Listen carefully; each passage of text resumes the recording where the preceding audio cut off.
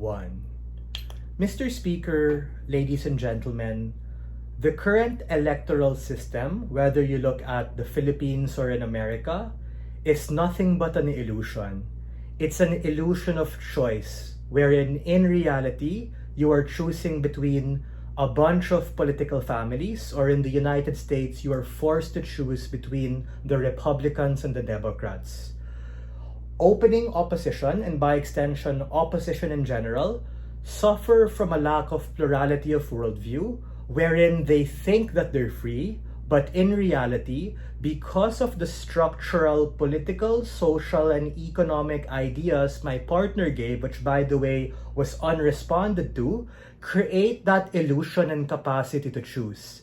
Hesaya thinks he's free, but if you ask any American, they're probably gonna say, yeah, kind of sucks. I have to choose between Donald Trump or Kamala or before any of these other party members. And that's the ultimate failure of a democracy, precisely because we've invested so much in these people that we fail to see the counterfactual that there are other people out there who are better. And we think that there is hope. The hope lies in the other people who are unsung, people who don't have money, people who don't have capacity, but these people very much possibly able to be just as good as the current politicians, and maybe even better if they have a platform and chance to be able to succeed in order to give them capacity. What we want to shatter on opening government is the idea of apathy. Apathy is what is riddled inside opposition, wherein you have so many people with potential and capacity who never fucking win, who never fucking run, because they never think they have a chance to be able to fight against the other existing political dynasties who exist in status quo. I have a couple of responses towards leader of the opposition. The first is under circular argument about voting being good and keeping the barriers low to be able to choose. Their impact here was de-gaff about good leader. I'll take you in a bit, right?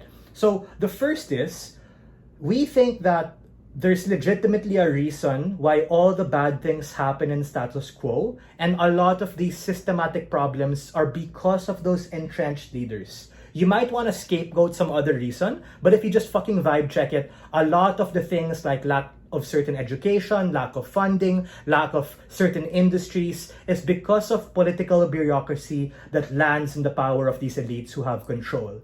The second thing is, we need more fetters in place because the current ones are not enough. Hesaya said so himself in his speech. There are certain low barriers of being president, and that's why we have a lot of poor people who are abled people who become president, and we think that there may be other people who are just as capable but have never chanced to be able to see the limelight simply because they don't have the name recall of the family, they don't have the money, and they don't have the capacity. The third thing is that we think that exercising your right to choose is simply not absolute, just like what my partner already preempted. We think that these are the very people who can still actually get chosen on our side, wherein the question I have is, why can't that farmer from Maguindanao who wants to go against the Maguindadatus or the Ampatuans, or someone from Tarlac who wants to go against the Arroyos, why can't they stand for valid political ideologies? We don't think that this should be solely concentrated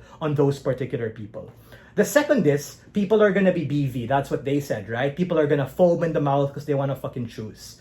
We think that that's simply not enough as a metric to be able to grant them the capacity just because they want to. For the simple reason is that those people are the ones who are actually being affected by a lot of these policies. The failure of Obamacare, the failure of Donald Trump's protectionist policy, the failure of Bidenomics. And these people are trapped, ladies and gentlemen, in the bondage that my partner told you about. They're given an illusion of choice, but in reality, it's not. It's time we wake them up and open their mind. I'll take the POI of whoever raised it earlier. Not you, Isaiah, the one earlier. Franz, go ahead. Sorry, Isaiah.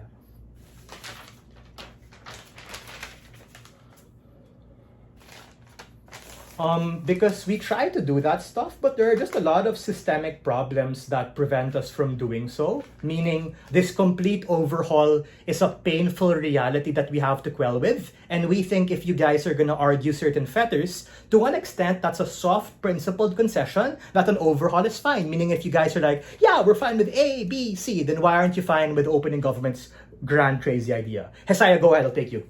Brother, go for it.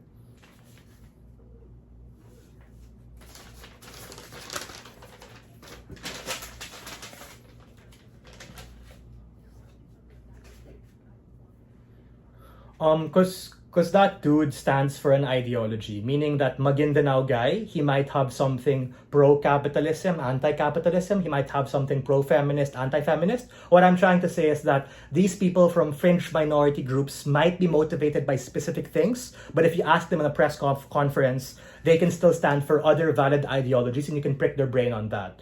That leads me to my argument and extension, precisely about how the counterfactual enables a plurality of choice for people to be able to do things. This mechs out the transitionary period my partner told you and answers the question of how exactly are these particular non-politically affiliated candidates better. A, we actually bolster and give them a capacity to succeed. We're looking at particular party lists like Anak Bayan, Gabriela, Diwa, and the other hundreds of party lists we don't even know the fucking name of because there's no chance they're gonna get a seat in Congress or in Senate or even, God forbid, get a shot at Vice President or President. We give an equal playing field to these legitimate ideologies to be able to have a chance in the sun. Second, what that does is it gives a plurality of perspective so that people can make a more holistic representation and choice and exercise of their agency. Opposition has to deal with my intuition pump and frame of them being trapped and having this illusion of choice, which they think reinforces their capacity to succeed. But we question the lens of that choice. It's the thing we talked about, Jaron, right? If someone has a gun to your head and says, yo, choose A or B or else we won't give you money, choose A or B or else you're not gonna have someone who wins, then of course you're gonna have to genuflect and as a consequence. So we think that a lot of gerrymandering, a lot of vote buying, a lot of these harms are more likely to happen on their side. And absent that bondage which you get when you do this overhaul of the system, when these people are not able to compete, you're better able to get people who are more proximate to the problem. Sure, they might be corrupt, but at least they're less corrupt. They might be level 1 corrupt versus level 999. And for all of these reasons, we are very proud to take this debate coming from Opening Government.